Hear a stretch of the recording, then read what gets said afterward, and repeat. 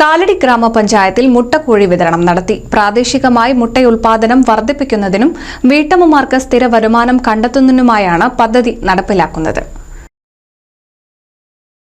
ജനകീയാസൂത്രണ പദ്ധതിയിൽ ഉൾപ്പെടുത്തി നടപ്പിലാക്കുന്ന മുട്ടക്കോഴി വിതരണത്തിന്റെ പഞ്ചായത്ത് തല ഉദ്ഘാടനം കാലടി ഗ്രാമപഞ്ചായത്തിൽ വെച്ച് പഞ്ചായത്ത് പ്രസിഡന്റ് KG ബാബു നിർവഹിച്ചു. വനിതകൾക്കുള്ള കോഴി വിതരണം നടത്തുകയാണ്. നമ്മൾ കഴിഞ്ഞ വർഷവും നടത്തി.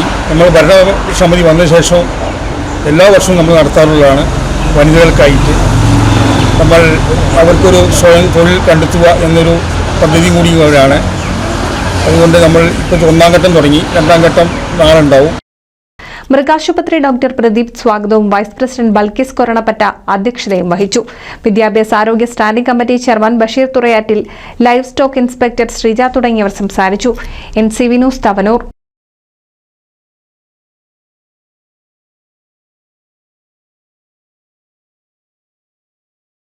പുതുമയാർന്ന ഡിസൈനുകളിൽ ഡയമണ്ട് കളക്ഷനുകൾ, വിവാഹ പാർട്ടികൾക്ക് നേടാൻ സ്പെഷ്യൽ പാക്കേജുകൾ. സ്വാഗതം പുതുമയാർന്നൊരു ഷോപ്പിംഗ് എക്സ്പീരിയൻസിന്.